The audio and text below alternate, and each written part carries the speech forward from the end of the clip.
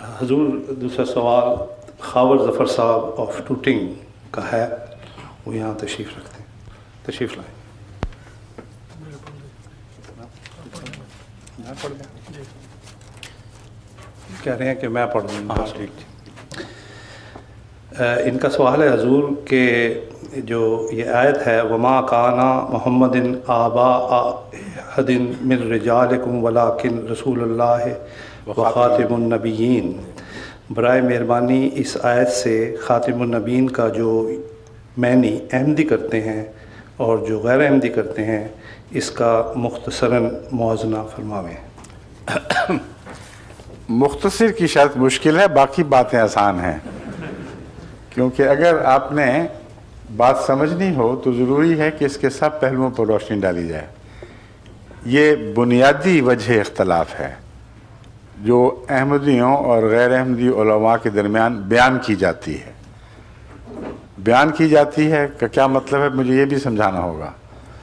میرے نزدیک آیت خاتم النبیین پر فی الحقیقت کوئی بھی اختلاف ہمارے درمیان اور دوسرے علماء کے درمیان نہیں ہے۔ پہلے یہ بات آپ کو سمجھا دوں، اس لیے نہیں ہے کہ اس کا یہ مطلب کرنے کے باوجود کہ حضرت صلی اللہ علیہ وآلہ وسلم کے بعد ہر قسم کی نبوت ہمیشہ کے لیے ختم ہے۔ یہ ترجمہ کرنے کے باوجود جب آپ ان سے مزید پوچھیں کہ کیا مسیح آئے گا یا نہیں آئے گا، کہتے ہیں ضرور آئے گا۔ اگر ہم انکار کر دیں تو کافر ہو جاؤ گے۔ وہ نبی اللہ ہوگا یا اس کی نبوت آسمان پر ہی رہ جائے گی؟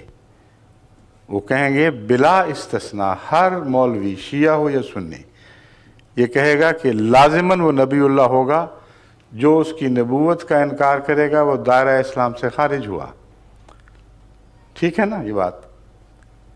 اب بتائیے، ہم بھی تو مسیح کو نبی اللہ کہہ رہے ہیں، ہم حضرت مسیح موعود علیہ السلام کو مسیح موعود مانتے ہیں۔ وہ کہتے ہیں مسیح موعود مانو، نبی اللہ کیوں مانتے ہو؟ اور جو ان کا آنے والا ہے اس کو ابھی بھی نبی اللہ، خود بھی نبی اللہ مانتے ہیں، تو اختلاف کیا ہوا؟ آیت خاتم النبیین کے ہوتے ہوئے بھی یہ تمام علماء بغیر استثناء کے اس مسیح کو جو ان کے نزدیک ابھی نہیں آیا لیکن کل پرسوں کبھی تو آئے گا، وہ کہتے ہیں جب آئے گا وہ ضرور نبی اللہ ہوگا۔ پھر ہم پوچھتے ہیں اختلاف کیا ہے؟ وہ کہتے ہیں اختلاف پھر اتنا بنا کہ ہمارا عقیدہ یہ ہے کہ حضرت صلی اللہ علیہ وآلہ وسلم کے بعد کسی امتی کو نبی کا لقب عطا نہیں ہو سکتا، نبی نیا نہیں بن سکتا، وہ کہتے ہیں، اس لیے پرانا نبی آئے گا۔ اب اس بات میں کوئی ادنا سا بھی غور کرے تو ایک حیرت انگیز تضاد معلوم ہوتا ہے اور ایک بے عقلی کی بات معلوم ہوتی ہے۔ اگر نبی آنے بند ہو گئے ہیں تو کیوں بند ہوئے؟ ایک ہی وجہ ہے، وجہ فضیلت اگر اس کو کہا جا سکتا ہے، کہ ایسا نبی آیا جس کے بعد ہمیشہ کے لیے نبوت کی ضرورت ختم ہو گئی۔ اگر وہ یہ مانیں تو ان کے اور ہمارے درمیان پھر اختلاف ہوگا، مگر ضرورت کے وہ بھی قائل ہیں، ہم بھی قائل ہیں۔ ہم بھی کہتے ہیں نبوت کی ضرورت رہے گی، اور یقیناً آپ بھی یہی مان رہے ہیں کہ ضرورت ہوگی۔ تو اختلاف یہ نہیں ہے کہ نبی آئے گا کہ نہیں، اختلاف یہ ہے کہ امتی کو نبی بنایا جائے گا یا موسیٰ کی امت سے ادھار مانگا جائے گا۔ یہ فرق ہے صرف، اس میں خاتم النبیین کا فرق کہاں سے ہو گیا؟ صرف اتنا فرق ہے، اور میں تکرار کرتا ہوں اس بات کی، آپ بے شک پوچھ کے دیکھ لیں، وہ تمام کے تمام ایک نبی کی ضرورت کو مانتے ہیں، جانتے ہیں کہ ایک نبی ضرور آئے گا۔ وہ کون ہوگا یہ بحث ہے۔ ہم کہتے ہیں امت محمدیہ میں پیدا ہوگا اور اس کو نبوت کا لقب ملے گا۔ وہ کہتے ہیں امت محمدیہ میں کوئی ماں نبی پیدا نہیں کر سکتی اب، اس لیے اللہ کی مجبوری ہے گویا کہ چونکہ نبوت کی ضرورت پیش آ گئی، نبی بن نہیں سکتا، خدا نے ایک پرانا نبی اٹھا رکھا ہے، اور وہ نبی کون ہے؟ موسیٰ کی امت کا نبی، وہ نبی جس کو قرآن کریم آج بھی یہی فرما رہا ہے، رسولاً الی بنی اسرائیل۔ مسیح کون ہے؟ بنی اسرائیل کا رسول۔ اب اگر ان کا مسیح اتر بھی آئے تو نبوت والی بات تو پھر بھی وہی رہے گی، پرانا آئے یا نیا آئے، جو پرانا آئے گا وہ رخ نہ ڈالے گا نبوت میں۔ امت محمدیہ میں نبی کا پیدا ہونا آن حضرت صلی اللہ علیہ وآلہ وسلم کی عزت کے خلاف نہیں ہے۔ باہر سے قرض مانگنا، ضرورت ہو اور گھر میں بچہ نہ سنبھال سکے اس ضرورت کو، یہ امت محمدیہ کی گستاخی ہے۔ اگلی بات جب اور کھولتا ہوں تو پھر آپ حیران رہ جائیں گے کہ اس عقیدے کو سن کر آپ کے دل میں توجہ کیوں نہ پیدا ہوئی کہ اس کو سوال تو کر کے دیکھیں کہ کیا عقیدہ ہم لوگوں کی طرف منسوب ہو رہا ہے، یعنی آپ کی طرف مولوی یہ بات منسوب کر رہے ہیں۔ جب آپ ان کے پیچھے لگے تو ان کے عقیدے کے پیچھے بھی لگ گئے۔ وہ یہ کہتے ہیں کہ مسیح پرانا اترے گا، وجہ یہ ہے ضرورت ہے، اور اگر بے ضرورت نبی رکھا ہوا ہے تو پھر یہ خدا کی عقل کے خلاف بات ہے۔ ضرورت ہے تو نبی آئے گا، پرانا آئے گا۔ اگر آپ قرآن سے اس نبی کو جو اترے گا یہ آیت نکال کے دکھا دیں کہ رسولاً الی بنی اسرائیل، تو وہ کیا جواب دے گا آپ کو؟ وہ یہ کہے گا کہ اب میری نبوت پھیلا دی گئی ہے، پہلے میری نبوت محدود تھی، تو پھر نئی نبوت ہو گئی۔ پہلی نبوت کہاں رہی؟ پہلی نبوت محدود بنی اسرائیل کی نبوت ہے، اور جب تک اس کو نئی نبوت عطا نہ ہو وہ امت محمدیہ میں آ کر حکمرانی نہیں کر سکتا۔ آن حضرت صلی اللہ علیہ وآلہ وسلم اور پہلے نبیوں کے درمیان ہم جب فرق دکھاتے ہیں تو ایک بڑا اہم اور بنیادی فرق یہ بتاتے ہیں کہ رسول اللہ صلی اللہ علیہ وآلہ وسلم پہلے اور واحد نبی ہیں جو تمام بنی نوع انسان کے نبی بنائے گئے۔ اس سے پہلے کبھی کسی کو تمام بنی نوع انسان کی حکمرانی نہیں بخشی گئی۔ ایسی قطعی اور حقیقی بات ہے کہ اس پر متعصب سے متعصب مولوی بھی اختلاف رائے نہیں رکھ سکتا۔ درست ہے، عیسیٰ ان میں تھے کہ نہیں تھے؟ اگر تھے تو یہ انقلاب کب آیا کہ عیسیٰ جو بنی اسرائیل کا محدود نبی تھا وہ محمد رسول اللہ کی عالمی نبوت میں شریک ہو گیا۔ شریک وہ ہوتا ہے جو باہر سے آتا ہے۔ بیٹا اپنے باپ کی دولت میں وارث کہلاتا ہے، شریک نہیں ہوا کرتا۔ اس لیے جو ہمیں جو کہتے ہیں شرک فی النبوت کرتے ہو، خود مشرک فی النبوت ہیں، اور اول درجے کے۔ اور پھر آگے دیکھیں اس کا مطلب کیا بنتا ہے۔ کیا عیسیٰ نبی اللہ پر آسمان پر قرآن کریم نازل کیا گیا تھا جو رسول اللہ علیہ وسلم پر نازل ہوا؟ نہیں کیا گیا۔ جب اس کو تعلیم اور دی گئی تھی، اور قرآن فرماتا ہے اس کو انجیل کی تعلیم دی گئی تھی جس میں اس پر فرض کیا گیا تھا کہ وہ بائبل پر عمل کرے، اور یہ آیت قرآن کریم میں موجود ہے کہ اس نے دعویٰ کیا کہ میں بائبل میں ایک شوشہ بھی اضافے کے لیے یا اس کو کم کرنے کے لیے نہیں آیا۔ مسلمہ عقیدہ ہے یہ۔ تو اس کو نئی نبوت کہتے ہیں، دی جائے گی، اس کو قرآن دیا جائے گا، اور چونکہ اس نے نبی غیر نبی سے تعلیم حاصل نہیں کیا کرتا کلام الہی کی، اس لیے یہ عقیدہ انہوں نے بنایا ہے کہ قرآن اس پر دوبارہ نازل کیا جائے گا۔ اگر نہیں کیا جائے گا تو اس کو کیا پتا قرآن کیا ہے؟ اس کو تو بائبل کا پتا ہے۔ قرآن کا تو اشارتاً بھی اس کو کوئی کچھ بتایا نہ گیا پہلی زندگی میں۔ نیا آیا ہے تو گویا نیا قرآن لے کے آیا ہے۔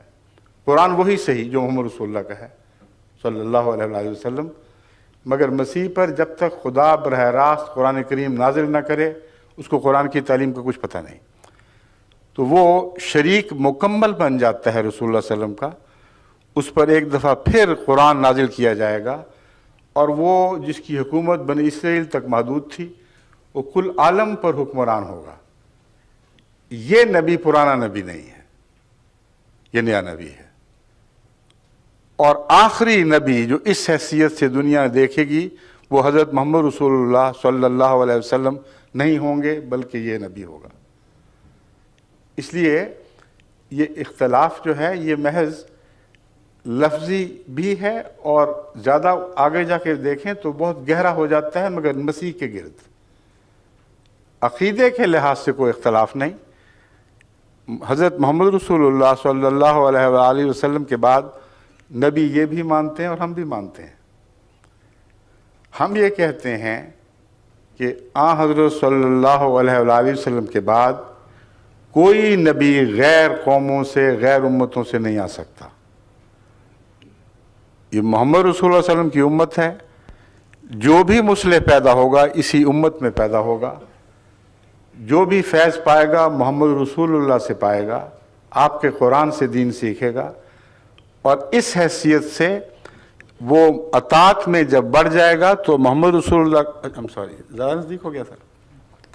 اطاعت میں جب بڑھ جائے گا تو حضرت صلی اللہ علیہ وآلہ وسلم کی غلامی میں اس کو وہی کام کرنا ہوگا جو محمد رسول اللہ کا کام تھا.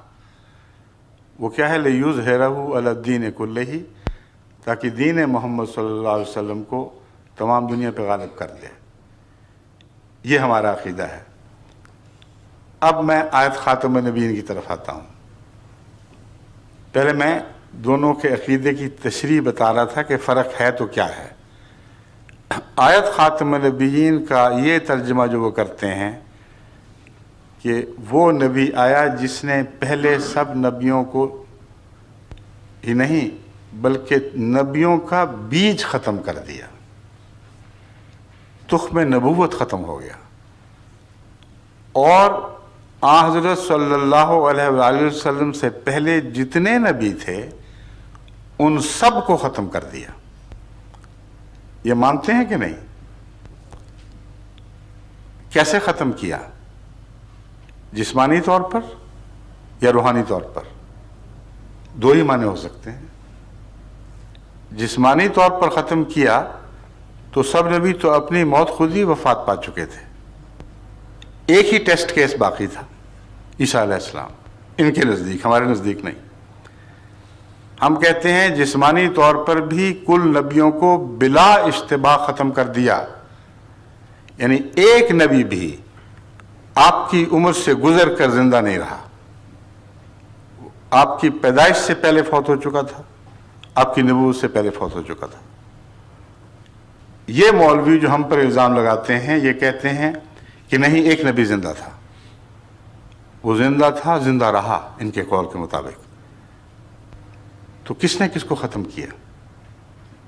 وہ نبی جو رسول اکرم صلی اللہ علیہ وآلہ وسلم سے 570 سال پہلے ان کے بیان کے مطابق پیدا ہوا، اور 570 سال کی عمر میں وہ آسمان پر بیٹھا ہوا دیکھ رہا تھا، اور اس کے سامنے ایک بچہ پیدا ہوتا ہے، اس کے سامنے جوان ہوتا ہے، اپنی نبوت کا دور ختم کر کے گزر جاتا ہے. تو کس نے کس کو ختم ہوتے دیکھا؟ ان کے قول کے مطابق نعوذ باللہ من ذالک عیسیٰ علیہ السلام نے رسول کریم صلی اللہ علیہ وآلہ وسلم کو ختم ہوتے دیکھا. اور وہ دونوں یہ دعوے حضرت کے صلی اللہ علیہ وسلم انہوں نے جھٹلا دیے. آپ فرماتے ہیں میں پہلا بھی ہوں اور آخری بھی ہوں. اگر جسم کے لحاظ سے یہ مانتے ہیں تو پہلا تو مسیح تھا، پہلے پیدا ہوا. اور موت کے لحاظ سے مانتے ہیں تو آخری مسیح ہوا، بعد میں مرا ان کے قول کے مطابق. تو ختم نبوت کا تو انہوں نے کچھ بھی باقی نہ رہنے دیا. اگلا قدم فیض کا. سب نبیوں کے فیض قرآن کریم کے نزول سے پہلے ہی ختم ہو چکے تھے. کل انبیاء اپنے فیض کا دور ختم کر کے اپنی صفیں لپیٹ کے جا چکے تھے. ایک مسیح ہی باقی تھا نا. یہ کہتے ہیں اس کا فیض نہ صرف یہ کہ رسول اللہ صلی اللہ علیہ وسلم ختم نہیں کر سکے، بلکہ براہ راست اس نے خدا سے وہ فیض پایا جو پہلی زندگی میں اس کو حاصل نہیں تھا، فیض میں بڑھ گیا، اور رسول اکرم صلی اللہ علیہ وآلہ وسلم کے وصال کے بعد آپ کی امت کو زندہ کرنے میں بنیادی کردار مسیح ادا کرے گا۔ گویا کہ رسول اللہ صلی اللہ علیہ وسلم کی امت تو مر رہی تھی، اس میں سانس لینے کی طاقت نہیں رہی تھی، زندہ کیا تو موسوی امت کے مسیح نے۔ تو فیض کیسے ختم کیا؟ نہ جسم ختم کر سکے، نہ فیض ختم کر سکے، اور دعویٰ یہ ہے کہ ہم ختم نبوت کے قائل ہیں۔ غلط کہتے ہیں۔ میں علماء کو بارہا یہ کہہ چکا ہوں کہ اس معاملے پہ گفتگو کرو، میں ثابت کروں گا کہ تمہارے معنوں میں بھی جو ہم مانا کرتے ہیں وہ بہت بلند ہے، جو تم مانا کرتے ہو اس میں بھی ہم قائل ہیں، تم قائل نہیں ہو۔ اور وہ ختم کا معنی ختم کرنا، جیسا کہ میں بیان کر رہا ہوں، یہ کرتے ہیں۔ اور میں ثابت کر چکا ہوں کہ نہ وہ جسم کو ختم مانتے ہیں جسمانی لحاظ سے، نہ روحانی لحاظ سے۔ جماعت احمدیہ دونوں لحاظ سے حضرت صلی اللہ علیہ وآلہ وسلم کو خاتم مانتی ہے، اور قرآن کریم میں خاتم النبوت نہیں لکھا گیا، خاتم النبیین لکھا گیا ہے۔ النبیین، جتنے بھی نبی تھے کلہم، ان سب کو محمد رسول اللہ صلی اللہ علیہ وآلہ وسلم نے ختم فرما دیا۔ اور ہم کہتے ہیں کہ عیسیٰ آپ سے پہلے وفات پا چکے تھے، اس لیے کوئی نبی بھی جسمانی لحاظ سے آپ سے آگے نہیں نکل سکا۔ روحانی فیض آپ کی امت تک محدود رہا، اور اس میں بھی عیسیٰ کو تو یہ بھی توفیق نہ ملی کہ 30 سے زیادہ اپنے متبعین پیچھے چھوڑ کر جاتا، اور روحانی لحاظ سے بہت قربانی کرنے والا، مگر کامیابی کے لحاظ سے ایک بے طاقت نبی دکھائی دیتا ہے۔ اس کے وصال کے بعد لمبے عرصے کے بعد پھر رفتہ رفتہ خدا نے غلبہ عطا کیا ہے، مگر زندگی میں حضرت عیسیٰ علیہ السلام کو یہ شرف نصیب نہ ہوا۔ حضرت محمد رسول اللہ صلی اللہ علیہ وآلہ وسلم کو زندگی میں یہ شرف نصیب ہوا کہ آنکھیں بند نہیں کیں جب تک عرب میں وہ انقلاب برپا نہ کر دیا جس کا بیڑا تنہا اٹھایا تھا، اور حیرت انگیز انقلاب تھا جو عرب کی حدوں سے چھلانگ لگا کر ایک طرف کسریٰ کی حکومت میں داخل ہو چکا تھا، دوسری طرف قیصر کی حکومت میں داخل ہو چکا تھا۔ رسول اللہ صلی اللہ علیہ وسلم کی زندگی میں یہ واقعہ ہوا ہے۔ تو اس نبی کی خدمت کی امت کو زندہ کرنے کے لیے مسیح کو لایا جانا تھا۔ ایک لغو خیال ہے، جماعت احمدیہ اس کو رد کرتی ہے، اس کو آیت خاتم النبیین کے منافی قرار دیتی ہے۔ ہم کیا معنی سمجھتے ہیں؟ اول وہ معنی سمجھتے ہیں جو عربوں میں رائج تھے اور آج بھی رائج ہیں۔ خاتم کا لفظ قرآن نے ایجاد نہیں فرمایا، ایک عرب محاورے کو استعمال فرمایا ہے جس کو سب عرب جانتے تھے۔ خاتم کا لفظ عرب بہترین کے معنوں میں استعمال کرتے ہیں، جس سے اوپر کوئی نہ ہو، یعنی مقام کے لحاظ سے آخری ہو۔ چنانچہ ابو علی سینا جو مشہور طبیب بلکہ اطباء کے باپ مانے جاتے ہیں، ان کو خاتم الاطباء لکھا جاتا ہے۔ متنبی شاعر جو عربوں کا شاعر ہے، رسول اللہ صلی اللہ علیہ وآلہ وسلم کے بعد آیا ہے، خاتم کا معنی عربوں پہ روشن ہو چکا تھا۔ اس کے باوجود اس کے دیوان اٹھا کر دیکھ لیں، خاتم الشعراء المتنبی، تمام شعراء کا خاتم۔ آگے دیکھیں، ہمارے زمانے میں ہمارے ملک میں حکیم اجمل خان پیدا ہوئے، دہلی میں بہت چوٹی کے حکیم تھے جن کا آج تک نام، ان کے نام کا ڈنکا بجتا ہے طب میں۔ ان کے جو بیعت ہے اس کے اوپر لکھا ہوا ہے خاتم الحکماء یا خاتم الاطباء، دونوں میں سے ایک، حکیم اجمل خان صاحب۔ تمام عرب استعمال کو دیکھ لیں، ایک جگہ بھی اس آیت جو متنازع فی ہے اس کو چھوڑ کر عرب استعمال میں خاتم کا مطلب زمانی لحاظ سے آخری کہیں نہیں ملے گا، مرتبے اور مقام کے لحاظ سے آخری ضرور ملے گا۔ یعنی جب عرب شاعر کو خاتم کہتے ہیں تو مراد یہ ہے کہ اس کمال کا شاعر اب کبھی نہیں آ سکتا۔ شاگرد آ سکتا ہے، ہمسر نہیں آ سکتا، استاد نہیں آ سکتا۔ یہ سند ہے، یہ سند چلے گی، خاتم یعنی مہر اس کی چلے گی، اور اس کے مقابل پر جو بھی دعویٰ ہوگا وہ گر جائے گا۔ جس کو تصدیق نہ حاصل ہو اس شاعر کی، وہ بے معنی ہے۔ تو وہ اساتذہ جن کی سند چلتی ہے ان کو خاتم کہا جاتا ہے۔ وہ اطباء جن کی سند چلتی ہے، جو اپنے مضمون میں درجہ کمال کو پہنچ جاتے ہیں، ان کو خاتم کہا جاتا ہے۔ اور ایک استعمال خاتم کا خود حضرت اقدس محمد رسول اللہ صلی اللہ علیہ وسلم کی زبان سے بھی سنیے۔ حضرت علی رضی اللہ تعالیٰ عنہ کو مخاطب کر کے فرمایا، انتا خاتم الاولیاء۔ ایک روایت میں ہے فرمایا انتا خاتم الاصفیاء۔ بات ایک ہی ہے، دونوں روایتیں ملتی ہیں۔ اگلی بات سننے والی ہے، کما انا خاتم الانبیاء۔ جس طرح میں خاتم النبیین ہوں، اے علی تو ولیوں کا خاتم ہے۔ اب خاتم کا ترجمہ وہ لگا کے دیکھیں جو مولوی کرتے ہیں۔ کیا مطلب بنے گا؟ کما کا لفظ بھی آ گیا ہے، جیسا میں ویسا تو، خاتم میں ہم برابر ہیں، لیکن میں نبیوں کا خاتم، تو ولیوں کا خاتم۔ تو مطلب یہ بنے گا کہ اے علی، جس طرح میرے آنے کے بعد، یعنی ان مولویوں کے ترجمے کے لحاظ سے، جس طرح میرے آنے کے بعد ہر قسم کی نبوت کی عطا ختم ہو چکی ہے، ہاں پرانا نبی آ سکتا ہے، اس طرح اے علی میرے بعد، تیرے بعد ولایت کی صف اسلام سے لپیٹ دی جائے گی۔ الا ان اولیاء اللہ لا خوف علیہم ولا هم یحزنون کا دعویٰ بیکار جائے گا۔ قرآن کریم غلط نکلے گا، نعوذ باللہ۔ کوئی ولی پیدا نہیں ہوگا، کیونکہ جیسے میں آخری نبی ہوں اس طرح تو آخری ولی امت میں ہے۔ اس کے بعد کوئی امت کا کوئی شخص کبھی ولی کا منہ نہیں دیکھے گا۔ یہ ترجمہ قابل قبول ہے؟ تسلیم کر سکتے ہیں؟ ہرگز نہیں۔ کیا ولایت بھی ختم ہو گئی؟ نبوت تو گئی، نبی نہیں آ سکتا، تو کیا ولی بھی کوئی نہیں آئے گا؟ کیونکہ رسول اللہ صلی اللہ علیہ وسلم نے فرمایا ہے علی کو کہ اے علی تو خاتم الاولیاء ہے۔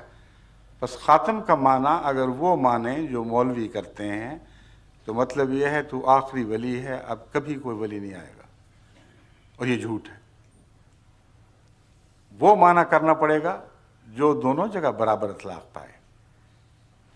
گز کپڑوں سے تو نہیں بدلا کرتا، گز تو اتنا ہی رہتا ہے۔ ریشم ناپو یا کھدر ناپو۔ اس لیے لفظ خاتم وہی ہے جو دونوں جگہ برابر استعمال ہوگا۔ جماعت احمدیہ کے نزدیک خاتم کے معنی جو معروف اور رائج ہیں وہ یہاں چلتے ہیں۔ ایک معنی میں نے بتایا ہے سب سے اوپر، سب سے بالا، جس کا مسلک آخری مسلک شمار ہو، جو آخری مانوی سند بن جائے۔ تو مراد یہ ہے کہ جس طرح میں نبیوں کے لیے ایک سند بن گیا ہوں، میرے حوالے کے بغیر کوئی نبی سچا نہیں ہو سکتا جب تک میرے آثار اس میں نہ پائے جائیں، جب تک میری تصدیق نہ پائی جائے، کسی کی نبوت سچی نہیں۔ اس طرح ولایت میں جو تیرا مخالف ہوگا، جس میں تجھ سے مخالف آثار ولایت ہوں گے اور وہ کہے گا میں ولی ہوں، وہ جھوٹ بولتا ہے۔ اس نقطے کو سمجھ کر تمام جھوٹے صوفیاء کا پول کھل جاتا ہے۔ وہ جو حضرت علی کے پیرو ہو کر ملتان میں ناچتے پھرتے ہیں اور چمٹے بجاتے ہیں اور علی کا نعرہ بلند کرتے ہیں، وہ حضرت علی رضی اللہ تعالیٰ عنہ کی سنت کے مخالف چل کر ثابت کر دیتے ہیں کہ وہ ولی نہیں ہے، کیونکہ حضرت محمد رسول اللہ صلی اللہ علیہ وسلم نے حضرت علی کو خاتم الاولیاء قرار دے دیا۔ بس اگر حکمت سے بات سمجھیں تو بڑے فوائد ہاتھ آتے ہیں۔ اگر بے حکمت کی بات کر کے تعصب کے پیچھے چلیں تو سارا فیض ہاتھ سے جاتا رہتا ہے۔ اب آگے چلتے ہیں۔ لفظ خاتم کے اور کیا معنی ہیں؟ انگوٹھی جس کے اوپر کچھ لکھا ہو، کہیں لگائیں تو وہ مہر تصدیق بن جاتی ہے۔ یہ بہت ہی عظیم الشان دعویٰ ہے جس کی نظیر دنیا میں کسی نبی میں نہیں ملتی۔ حضرت صلی اللہ علیہ وآلہ وسلم کو تمام انبیاء کا مصدق قرار دیا گیا ہے۔ مانوی لحاظ سے پہلے بتا چکا ہوں، اب ظاہری معنوں سے بھی مصدق قرار دیا گیا۔ آپ کی مہر تصدیق ہو تو نبی ہے، ورنہ نہیں ہے۔ اور میں بارہا مذاہب کو چیلنج دے چکا ہوں، آج تک کسی ایک نے بھی اس کے جواب میں کچھ پیش نہیں کیا۔ وہ یہ ہے کہ ایک نبی مجھے دکھاؤ کل عالم میں جس نے کل عالم کے نبیوں کی تصدیق کی ہو۔ محمد رسول اللہ صلی اللہ علیہ وآلہ وسلم کے سوا ایک بھی نہیں ہے۔ حضرت اکیلے نبی ہیں جنہوں نے کہا کہ مجھے مانو تو یہ کافی نہیں ہے، میں بھی تصدیق کرتا ہوں کہ اللہ تعالیٰ نے تمام جہانوں میں ہر زمانے میں نبی بھیجے ہیں۔ تم بھی تصدیق کرو کہ اللہ تعالیٰ نے تمام زبانوں میں ہر مقام، ہر مرتبہ، ہر بستی میں نبی بھیجے ہیں۔ یہ مانو گے تو میرا ایمان قبول ہوگا، ورنہ میرا ایمان بھی رد ہے، یعنی مجھ پر ایمان لانا بھی رد ہے۔ آمن الرسول بما انزل الیہ من ربہ والمؤمنون کل آمن باللہ وملائکتہ وکتبہ ورسلہ لا نفرق بین احد من رسلہ۔ یہ دیکھو محمد رسول اللہ اس شان کے نبی ہیں کہ وہ ایمان لے آئے ہیں اللہ پر اور ملائکہ پر اور کتب پر اور تمام انبیاء پر، اور آپ کے ماننے والے بھی سب کے سب مجبور ہو گئے ہیں کہ وہ ان سب باتوں پر ایمان لائیں، اور دعویٰ یہ کرتے ہیں لا نفرق بین احد من رسلہ، ہم خدا کے بھیجے ہوئے میں سے کسی میں کوئی تفریق نہیں کرتے، جو اس کی طرف سے آیا اس کے سامنے تیرے تسلیم خام، اس کو ماننا پڑے گا۔ یہ ہے خاتم النبیین۔ اگر کوئی اور ہے تو نکال کے دکھاؤ۔ مانا وہ جو کل عالم پہ اسلام کی فتح کو ثابت کر دے، اس کی برتری کو ثابت کر دے، کوئی مذہب سامنے سر نہ اٹھا سکے۔ ورنہ یہ دعویٰ کہ بعد میں کوئی نبی نہیں ہوگا، اس کی کیا دلیل ہے؟ کس نے سارا زمانہ دیکھا ہے؟ کوئی بھی نہیں مانے گا، نہ مانتا ہے۔ پہلے ایمان لاؤ تو پھر مانتے ہو، ورنہ اپنی ذات میں اسلام کی برتری ثابت کرنے کے لیے اس بات میں، اس دعوے میں کوئی بھی دلیل نہیں۔ لیکن جو میں بتا رہا ہوں مانا، اس کی روح سے قرآن سب کتب سے افضل ہو جاتا ہے کہ باقی کتابوں کی تصدیق کی ہے۔ محمد رسول اللہ سب دنیا سے افضل ہو جاتے ہیں کیونکہ سب نبیوں کی تصدیق کی ہے۔ اور اسی دعوے میں خاتم النبیین میں آپ کا عالمی ہونا مضمر ہے، اس کے اندر شامل ہے۔ کیونکہ آج کوئی نبی بھی عالمی ہونے کا دعویٰ اس لیے نہیں کر سکتا کہ اگر وہ عیسیٰ ہیں فرض کریں تو اس کی بات جس طرح عیسائی آج پیش کر رہے ہیں اور جو بائبل سے ملتی ہے وہ یہ ہے کہ اس نے کسی اور قوم کے نبی کا ذکر ہی کوئی نہیں کیا۔ باقی سب کو جھوٹا مانو گے تو عیسیٰ کو سچا مانو گے، اگر کسی اور کو سچا مانو گے تو عیسیٰ کو جھوٹا ماننا پڑے گا۔ بین یہی حال ہر دوسرے نبی کا ہے، اس نے اپنی تصدیق کروا لی اور اس کی قوم اس پر راضی ہو گئی، وہ زمانہ لد گیا، ختم ہو گیا۔ آج اس نبی کو یہ توفیق ہو ہی نہیں سکتی کہ عالمی ہونے کا دعویٰ کرے۔ اگر عیسیٰ یہ دعویٰ کرتا ہے مثلا علیہ الصلوۃ والسلام، تو پتہ ہے مسلمانوں کو کیا قیمت دینی پڑتی ہے؟ مسلمانوں کو محمد رسول اللہ سے دامن چھڑا کر پھر عیسیٰ کو ماننا پڑتا ہے۔ اگر ایک ہندو تسلیم کرتا ہے، اس کو کرسچن سے دامن چھڑا کر عیسیٰ کو ماننا پڑے گا، بیک وقت دونوں کو نہیں رکھ سکتا۔ ایک بدھ تسلیم کرتا ہے تو بدھ سے پیچھا چھڑا کر عیسائی ہونا ہوگا۔ لیکن ایک مسلمان اگر رسول اللہ علیہ وسلم کا دامن پکڑتا ہے تو عیسیٰ کو چھوڑنا نہیں پڑتا، عیسیٰ کو لازماً پکڑنا پڑتا ہے، بدھ کو بھی سچا ماننا پڑتا ہے، کرسچن کو بھی سچا ماننا پڑتا ہے، زرتشت کو بھی سچا ماننا پڑتا ہے۔ یہ عالمی مذہب ہے، تمام قوموں کو ایک ہاتھ پر اکٹھا کرنے والا۔ تو خاتم النبیین کی آیت تو عظیم الشان آیت ہے، اس کے اتنے بطن ہیں، اتنے اس میں روحانی مطالب اکٹھے ہو گئے ہیں کہ اگر آپ عقل سے اور دل کی گہرائی سے غور کریں تو اس شان کی آیت دنیا میں کبھی کسی نبی کو عطا نہیں ہوئی، آخری ہونے کے دعوے سے نہیں، اس کو تو خود یہ رد کر بیٹھے ان معنوں میں جو میں بیان کر رہا ہوں۔ پھر خاتم النبیین کس موقع پر بیان ہوئی ہے؟ وہ آیت جو آپ نے پڑھی ہے وہ آیت یوں ہے، ما کان محمد ابا احد من رجالکم ولکن رسول اللہ و خاتم النبیین۔ کیا مطلب ہے؟ محمد صلی اللہ علیہ وسلم تم جیسے مردوں میں سے کسی کے باپ نہیں ہے۔ عام طور پہ ترجمہ لوگ کر دیتے ہیں مردوں میں سے باپ نہیں ہے، میں یہ نہیں مانتا، اس لیے کہ رجالکم کا مطلب ہے تمہارے مردوں کے۔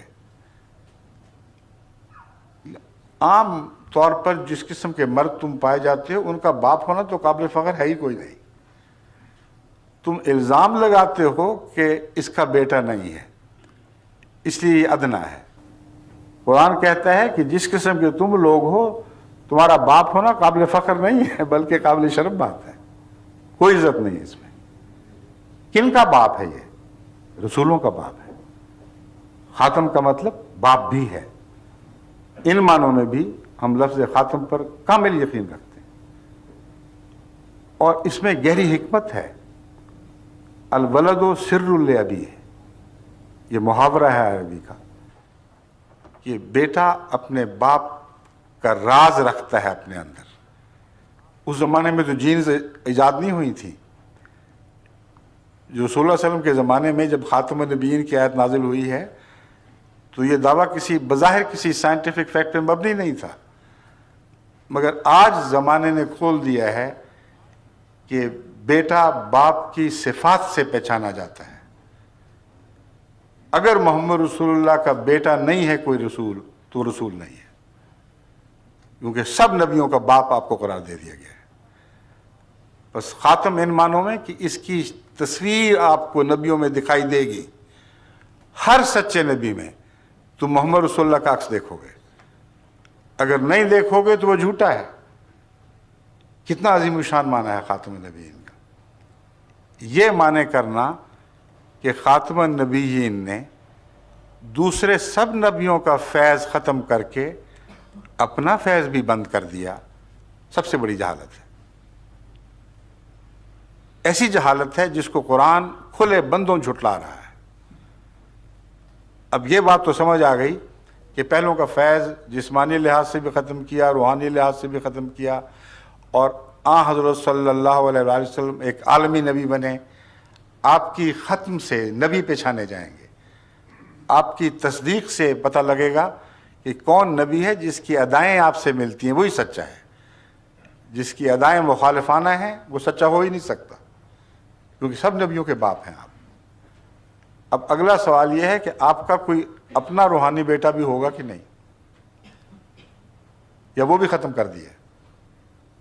سب کے فیض ختم کیے، اپنا بھی ختم کر بیٹھے تو ہاتھ کیا آیا دنیا کو؟ اس سے تو پرانے ادنا ہی کافی تھے جن کا فیض جاری رہتا۔ قرآن کریم فرما رہا ہے کہ حضرت صلی اللہ علیہ وآلہ وسلم سب نبیوں کا فیض ختم کر کے اپنا وہ فیض جاری فرما چکے ہیں جس میں کسی انعام کی کمی نہیں ہے۔ یہ آیت کریمہ جو سورہ نساء سے لی گئی ہے، جو میں ابھی آپ کے سامنے پڑھتا ہوں، یہ ختم نبوت کے موضوع پر ایک آخری فیصلہ ہے، قطعی فیصلہ ہے۔ سورہ النساء میں یہ آیت ہے، وَمَن يُطِعِ اللَّهَ وَالرَّسُولَ فَأُولَٰئِكَ مَعَ الَّذِينَ أَنْعَمَ اللَّهُ عَلَيْهِمْ۔ جو کوئی بھی اب اللہ اور اس رسول الرسول محمد رسول اللہ کی اطاعت کرے گا، کیا ہوگا؟ اس کو سزا ملے گی، انعام ملیں گے۔ پہلے نبیوں کی اطاعت کے مقابلے پر کم انعام ملیں گے؟ یا کم سے کم وہ تو ملیں جو پہلے نبیوں کی اطاعت سے ملتے رہے مگر شان میں ان سے بڑھ کر۔ یہی دعویٰ یہ آیت کریمہ کر رہی ہے۔ وَمَن يُطِعِ اللَّهَ وَالرَّسُولَ، جو کوئی بھی اللہ کی اطاعت کرے گا اور اس رسول محمد رسول اللہ صلی اللہ علیہ وآلہ وسلم کی اطاعت کرے گا، فَأُولَٰئِكَ مَعَ الَّذِينَ أَنْعَمَ اللَّهُ عَلَيْهِمْ، اب صرف یہی لوگ ہیں جن کو اللہ انعام عطا کرے گا، باقی سب کی چھٹی ہو گئی۔ خاتم کا مطلب غیروں کے چشمے بند، اپنا جاری۔ اب فیض لینا ہے تو اس کے پیچھے لگو۔ اور ساتھ فرمایا وہ کون لوگ ہیں جن کو انعام ملے گا، لسٹ بیان فرمائی ہے۔ من النبیین، یہ قرآن کے الفاظ ہیں، نبیوں میں سے ہوں گے یہ لوگ، والصدیقین، اور صدیقوں میں سے ہوں گے، والشہداء، اور شہیدوں میں سے ہوں گے، والصالحین، اور صالحین میں سے ہوں گے، وحسن اولئک رفیقا، اور یہ ساتھ جو محمد رسول اللہ کی غلامی سے ملے گا یہ سب سے اچھا ساتھ ہے، اس سے اچھا کوئی ساتھ نہیں۔ تو انعام کی لسٹ تو وہی ہے، مگر حسن اولئک رفیقا نے مرتبہ اونچا بیان کر دیا۔ اب تم پرانی امتوں میں کہاں رفیق ڈھونڈتے پھرتے ہو؟ حسن اولئک رفیقا، اب رفاقت ڈھونڈنی ہے تو محمد رسول اللہ کی امت میں آپ کے غلاموں میں پیدا ہونے والے نبیوں، صدیقوں، شہیدوں، صالحین کی رفاقت ڈھونڈو، اس سے بہتر رفاقت نہیں مل سکتی۔ اتنی واضح کھلی ہوئی آیت کے بعد آیت خاتم النبیین کا یہ ترجمہ کرنا کہ آپ نے سب نبیوں کو ختم کیا سوائے عیسیٰ علیہ السلام کے، اور سب کا فیض ختم کر دیا، ساتھ اپنا بھی ختم کر دیا۔ اب اس امت میں کوئی نبی آپ کی غلامی میں بھی پیدا نہیں ہو سکتا۔ قرآن کا دعویٰ کیا ہے؟ غلامی میں پیدا ضرور ہو سکتا ہے مگر صرف نبی نہیں، ہر مرتبہ شان، ہر مرتبہ انعام اب محمد رسول اللہ کی غلامی سے وابستہ ہو چکا ہے۔ صرف نبوت بند نہیں ہوئی، خاتم صدیقیت بھی بند ہے، شہادت بھی بند ہے، صالحیت بھی بند ہے، مگر غیروں کی۔ محمد رسول اللہ کی غلامی میں نہ یہ بند، نہ وہ بند، نہ وہ بند۔ بس غلام نبی کا تو اعلان کر رہی ہے یہ آیت، اور بجائے اس کے کہ پرانے موسیٰ کے غلام کو محمد رسول اللہ کی امت کا فیض رسان بناؤ، اگر غیرت ہے تو قرآن کے اس معنی کو تسلیم کرنا لازم ہے کہ جب ضرورت ہوگی محمد رسول اللہ کے غلاموں میں سے وہ اٹھے گا جسے خدا فیض نبوت عطا کرے گا، مگر محمد رسول اللہ کی امت کے دائرے میں اور غلامی کے صدقے۔ یہ ہمارا عقیدہ ہے۔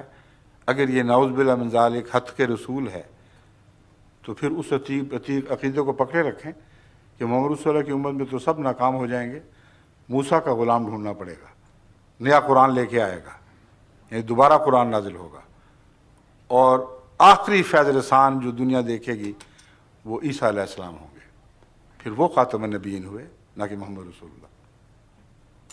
سمجھ گئے؟